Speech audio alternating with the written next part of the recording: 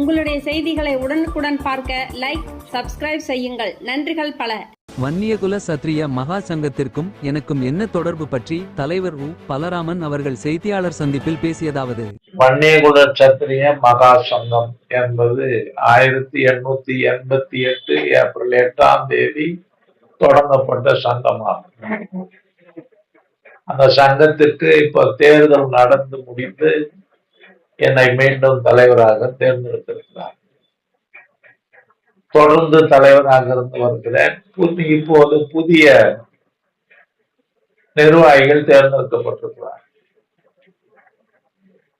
இவர்கள் சங்கத்தை செவ்வனே நடத்துவதற்கு எல்லோரும் ஒத்துழைக்க வேண்டும். அதே போல அரசாங்கத்திடத்திலும் ஒத்துழைக்க வேண்டும் என்று நான் கேட்டுக்கொள்கிறேன். இதன் மூலம் ஒரு பழமை வாய்ந்த இந்த சங்கம் இந்த சமூகத்திற்காக பாடுபட்ட சங்கம். இந்த சங்கத்திற்கு பல நாடுகளில் கிளைகள் உண்டு. இப்போ அதெல்லாம் இல்லை. ஆகையினால இந்த சங்கத்தினுடைய வேலை என்னன்னா, இந்த சமூகத்தை சார்ந்தவர்கள் ஒன்றோடொன்று இணைந்து வாழ்வது, ஒன்றை ஒன்று மதிப்பது, பாரம்பரிய தன்னுடைய குடும்ப கலாச்சார பெருமையை காப்பது, இந்த சமூகத்தை சார்ந்த பிள்ளைகளுக்கு கல்வி கற்பது. அதற்காக பல பள்ளிக்கூடங்களை ஏற்படுத்தப்பட்டது. உலகம் பூராவும் பரவி இருக்கிற எல்லா மக்களும் ஒரு குடையின் கீழ், கொடியின் கீழ் நிற்க வேண்டும் என்று ஆண்டுக்கு ஒரு முறை ஆண்டு விழா கொண்டாடுவது சென்னையில் மற்ற இடங்களில் என்று வழக்கமாக வைத்திருந்தார்கள். அதன்படி இயங்கி வருகிற இந்த சங்கத்திற்கு முதலாக இந்த சங்கத்திற்கு தலைமை தாங்கியவர் யார் என்றால் ராவ் பகதூர் செல்லப்ப நாயக்கர் என்பவர். அந்த செல்லப்ப நாயக்கர், அண்ணாசாமி நாயக்கர், அவரை சார்ந்த தம்பிகள் ஆரம்ப நாயக்கர் போன்றவர்கள் எல்லோரும் சிந்தாதிரிப்பேட்டையை சார்ந்தவர்கள். சிந்தாதிரிப்பேட்டையில் அவர் வாழ்ந்த போது உயர் ஜாதி சமூகத்தினரால் இழிவுபடுத்தப்பட்டார்கள் என்கிற குறிப்பு இருக்கிறது. ஆகவே அதை எதிர்த்து போராட வேண்டும், எல்லோரும் சமமாக இருக்க வேண்டும் என்கிற உயர்ந்த குறிக்கோளோடு இந்த சங்கத்தை தொடங்கினார்.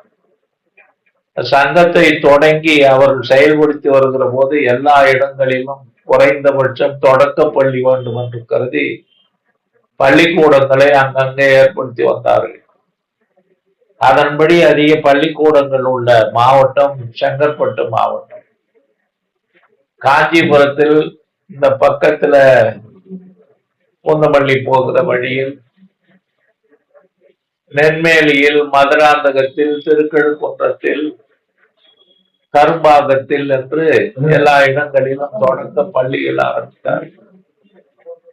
அந்த பள்ளிகள் இந்த பிள்ளைகளுக்கு ஒரு பேராதரவாக இருந்தது. ஆனால் ஆரம்பித்தவர்கள் எல்லாரும் மெத்த படித்தவர்கள், பெரும் பெரும் பதவியில் இருந்தவர்கள். அவர்கள் அத்துணை பேரும் தன் சமூகத்திற்கு இதை செய்ய வேண்டும் என்று ஆண்டுக்கு ஒரு முறை கூடி தேர்வு செய்து எல்லாரும் அறிவித்தார்கள். அதன் அடிப்படையில இது 136வது ஆண்டு. இந்த ஆண்டு தேர்தல் நடத்தி முடிக்கப்பட்டது. பொதுக்குழு ஆண்டு விழாவையும் சிறப்பாக வருகிற 29 பக்கத்துல இருக்கிற அந்த திருமண மண்டபத்தில் நடத்த இருக்கிறோம்.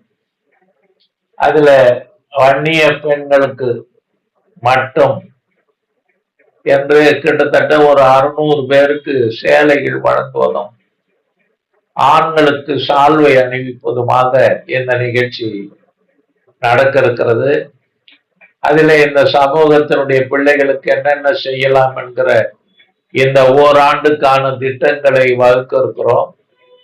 அதன் விளைவாக இந்த ஒரு வருஷத்திற்கு உண்டான வேலை திட்டமாக அது அறிவிக்கப்படும். அரசியல் ரீதியாக பார்த்தால் காங்கிரஸ் கட்சி தொடங்கிய உடனேதான் எல்லா இடங்களிலும் எல்லா சமூகங்களும், அதாவது ஜாதி சங்கங்களும் அவரவருக்கென்று தனியாக சங்கங்கள் அமைத்தன என்பது வரலாற்று செய்தி. அதுல ஓராண்டு 2 ஆண்டு கொஞ்சம் காலதாமதமானது வன்னியர் சங்கத்திற்கு தான். இது பெரிய சமூகமாக இருப்பதும் அவர்கள் கூடி ஒரு முடிவு எடுப்பது பெரிய சிரமமாக இருந்தது என்பதும் தான் வரலாற்று செய்தி. மூலக்கொத்தரத்துல இருக்கிற கோபால் நாயக்கர் பவுண்டரி, அந்த கோபால் நாயக்கர் பவுண்டரி தான், அதனுடைய அதிபராக இருந்த கோபால் நாயக்கர் தான் இதற்கு பெரிதும் உழைத்தவர், முன்னிருந்து பாடுபட்டவர் என்பதை இப்போது நான் சுட்டி காட்ட விரும்புகிறேன். ஆகவே அந்த ஃபேக்டரியில் இருந்து வந்த வருமானத்தை வைத்துதான் அவர் பல நல்ல காரியங்களை செய்தார். உதாரணத்திற்கு சொன்னார், வஉசி பற்றி சொல்லும் போது கப்பல் ஓட்டிய தமிழர் என்று சொல்லுவோம். இந்த கப்பல் ஓட்டுவதற்கு, கப்பலை புதுசாக வாங்குவதற்கு உண்டான வசதிகளிலே பங்கு செலுத்துகிற போது பெரும் பங்கை செலுத்தியவர் கோபால் நாயக்கர். கோபால் நாயக்கர் அந்த பங்கை செலுத்துகிற போது சொன்னார், பிள்ளைவாள், இது உங்களுக்கு சரிப்பட்டு வராது. பிரிட்டிஷ் அரசாங்கத்தை எடுத்து இவ்வளவு பெரிய வேலையில் நீ இறங்குவது ஆபத்தானது என்று சொன்னார்கள். அவர் கப்பலை வாங்கினார், கொஞ்சம் கடன்பட்டு இருந்தார். 2 ட்ரிப்பு கூட அது சிலோனுக்கு போய் திரும்பவில்லை. அதற்குள்ள இருக்க வேண்டிய சூழல் வந்தது. ஏனென்றால் யாருக்கும் இனப்பற்று என்பதோ மொழி பற்று என்பதோ இல்லாத காலம். இந்த கப்பல்ல ஏறின அடுத்த கப்பல்ல பாதி ரேட்டுன்ன உடனே மொத்த பேரும் இறங்கி போய் அந்த கப்பல்ல ஏறிக்கலாம். அதோட அவருடைய கப்பல் கனவு முடிவுக்கு வந்தது என்பதுதான் உண்மை. அதுக்கு மத்தியில, ஏன்னா அதிக நேரம் எடுத்து நம்ம போறது நல்லா இருக்காது. இந்த சங்கத்தை தொடங்கியவர்கள சிவபாத நாயக்கருடைய மகன், அவர் சின்னாதிரிப்பேட்டை சிவபாத நாயகருடைய மகன் அரங்கநாத நாயக்கர், அத்திப்பாக்கம் வெங்கடாச்சல நாயக்கர். அவர் ரொம்ப பெரியவர். அவர் வள்ளலார் வாழ்ந்த இடத்துல வாழ்ந்தவர். இன்னைக்கு சுண்ணாம்பு கலவாயெல்லாம் இருக்குதுன்னு சொன்னா அது அவர் அறிமுகப்படுத்தியது தான். அந்த அத்திப்பாக்கம் வெங்கடாச்சல நாயக்கர் ராமலிங்க சாமியை விட 28 வயசு மூத்தவர். அப்ப அவர் சொன்னார், இந்த சமூகத்திற்கு இதை செய்ய வேண்டும் என்று.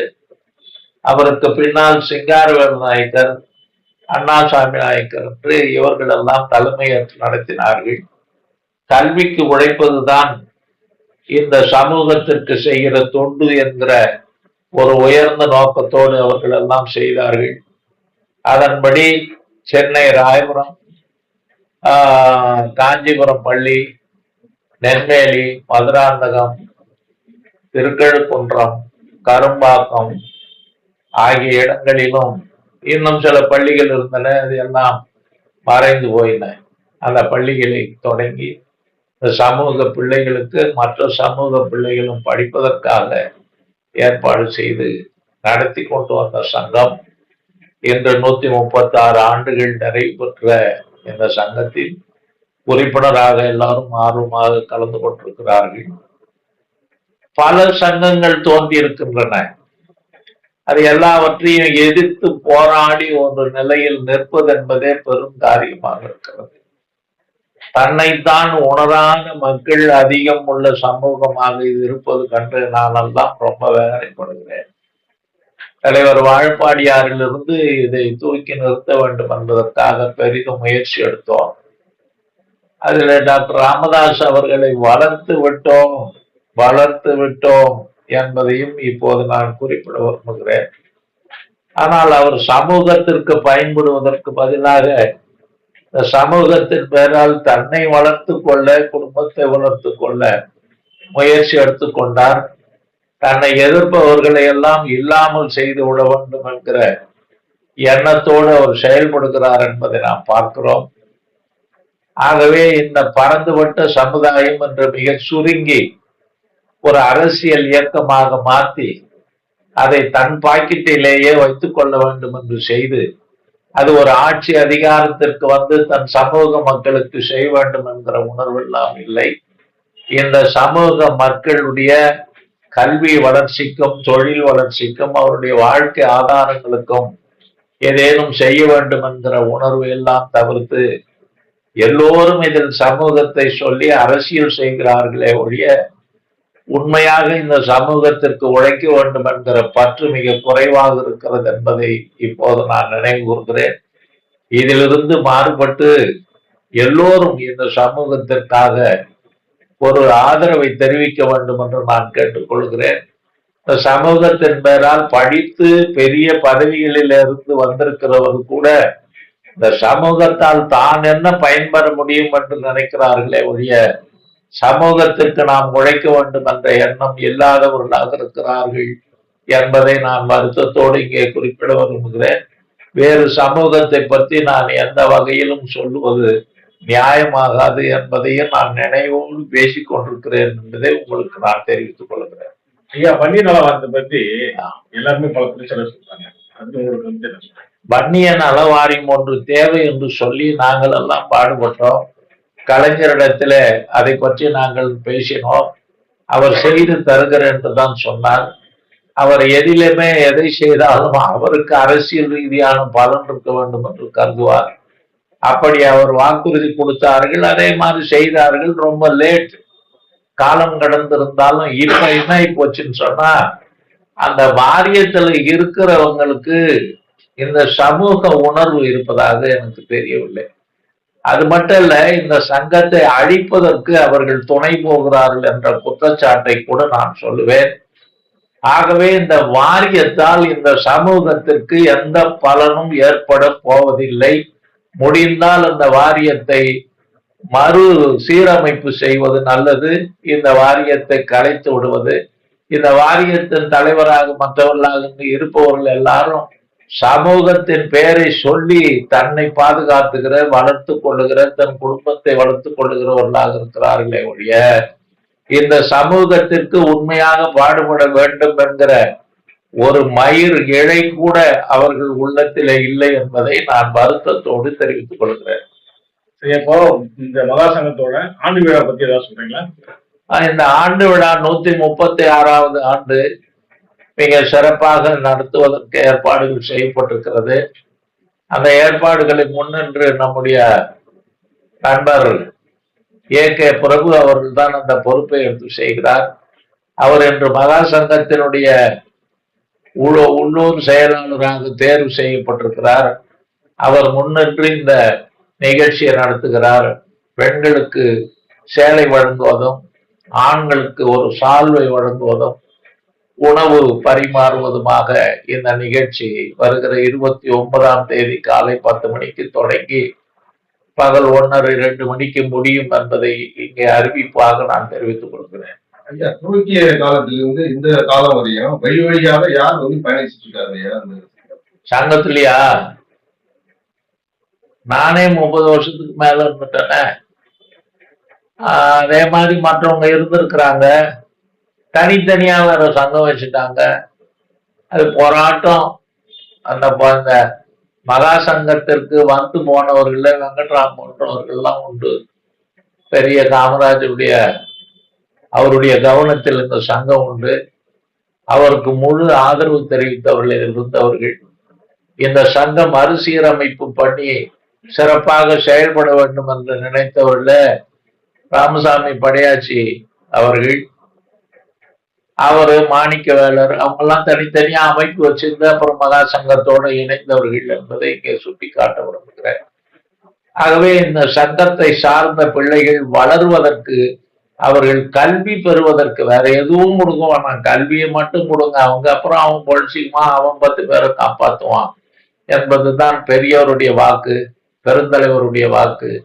அதையே நாம் பாடுபடுவதாக எடுத்துக்கொண்டால் போதும் என்றே நான் கருதுகிறேன். 30 ஆண்டுகளுக்கு மேல நீங்க தலைவர் வந்துருக்கீங்க சங்கத்துல. இப்ப மறுபடியும் தலைவர் நீங்க தேர்ந்தெடுக்கிறீங்க. இப்போ இருக்கிற கால சூழ்நிலைக்கு ஏற்ற மாதிரி இந்த சங்கத்தை என்ன பண்ண போறீங்க, எப்படி போயிட்டு போறீங்க? இப்ப நாங்க மறுபடியும் எல்லாரையும் சேர்த்துக்கிட்டு பண்ற மாதிரி ஐடியா இல்லை. இப்ப இருக்கிற சொத்துக்கள் வருமானத்தை ஒருநிலைப்படுத்துவது, நாம இப்போ கல்வியில எது தேவை என்பதை சிலது பேசி முடிவு பண்ணியிருக்காங்க. அந்த குழு பேசி கொண்டிருக்கிறது. பண்ணிட்டு காஞ்சிபுரம் பகுதியில அது ஒரு இடத்தை வாங்கி கட்டி அங்கிருந்து அதனுடைய பயணத்தை தொடங்க வேண்டும் என்று கருதுகிறேன். கிராம பகுதியிலிருந்து இப்படி வருகிறவர்களை ஊக்கப்படுத்துவதுதான் ஒரு சமூகம் மேன்மை அடைவதற்கு அடித்தளமாக அமையும் என்பது அனுபவபூர்வமாக நாம் பார்த்து கொண்டிருக்கிறோம் என்பதை தெரிவித்துக் கொள்கிறேன். இப்போது நாங்கள் செய்யக்கூடியது கூட அதை நோக்கித்தான் செய்து கொண்டிருக்கிறோம்.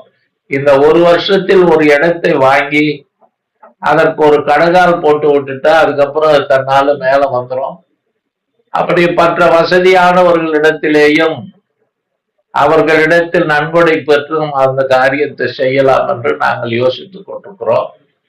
அதற்கு சீக்கிரம் இந்த பொதுக்குழுக்கு பிறகு ஒரு கமிட்டி அமைத்து அது வசூல் செய்து தன்னலமில்லாமல் பாடுபடுகிறவர்கள் சுறுசுறுப்பாக இருக்கிறவர்களாக வைத்து செய்ய வேண்டும் என்று நினைக்கிறோம். அதை கட்டாயம் செய்வோம். வன்னியர் சொத்து எவ்வளவு சொத்து ஐயா சொல்றீங்க? சொத்து நிறைய இருக்கும் சார், பல லட்சம் கோடின்னு எல்லாரும் சொல்லுவோம். அப்படிலாம் எனக்கு தெரியல. என்ன சென்னை செங்கற்பட்டுல இருக்கிற இடங்கள் தெரியும். ராயபுரத்துல ஒரு பள்ளிக்கூடம் இருக்கு. கர்மாந்தர் தோட்டம் அந்த காலத்துல 1000 ரூபாய் கொடுத்து வாங்கின 49 52 கிரவுண்டு அது 1000 ரூபாய்க்கு வாங்குனது அது. அதே மாதிரி இன்னொரு பள்ளிக்கூடம் இருக்கு. ஒரு பள்ளிக்கூடம் அந்த காலத்திலேயே மூடிட்டாங்க, கோபால் நாயக்கர் பவுண்டரின்னு இருக்க மூலபத்திரத்துல. அதனால அவங்க மூடிட்டாங்க. இப்போ இருக்கிற பள்ளிக்கூடங்கள்லாம் ஓரளவு வளர்ந்துருக்கு. இப்ப திருக்கழுக்குன்றது பள்ளிக்கூடம் அந்த ஏரியாவில் அந்த மாவட்டத்திலேயே அதிக பிள்ளைகள் படிக்கிற பள்ளிக்கூடமாகவும் நல்ல ஆசிரியர்கள் கொண்டும் இயங்கி வருகிறது. அதுல யாரும் கை வைக்க விடாம தடுத்து கொண்டிருக்கிறோம். இல்லைன்னா ஆளுக்கு ஒரு ஓட்டம் கூட ஓடிச்சு எடுத்து போயிடுவோம். அது மாதிரி இருக்கு. காஞ்சிபுரத்துல நெம்மேலியில இருக்கிற பள்ளிக்கூடம் கூட ஸ்ட்ரென்த் கம்மியா இருக்கு. காஞ்சிபுரம் பள்ளிக்கூடமும் அப்படிதான் இருக்கு. காஞ்சிபுரம் பள்ளிக்கூடத்தை ஓரளவு உயர்த்தி கட்டின பெருமை இந்த இறந்து போனாங்க பேர் என்னப்பா, ஸ்ரீதர், அவங்க கையில கொடுத்தாங்க. அந்த பள்ளிக்கூடத்தை கட்டி முடிச்சாரு. அதுக்கப்புறம் இந்த போலீஸ் நடவடிக்கை அது இதுன்னு சொல்லி வம்பு தும்பாகி போயிட்டாங்க. அதனால கல்விக்கு ஒரு சமூகம் பாடுபடுவதுதான் அந்த சமூகத்தை உயர்த்தும் என்பதை நாங்கள் அனுபவபூர்வமாக உணர்ந்திருக்கிறோம். 2வது வாழ்க்கை ஆதாரம் என்று பார்த்தால் தொழில் ரீதியாக வணிக ரீதியாக இவர்கள் வளர வேண்டும் என்பதுதான் எங்களுடைய விருப்பம். அதற்காக மட்டுமே நாம் இதை செய்து கொண்டிருக்கிறோம். கட்டாயம் செய்வோம்.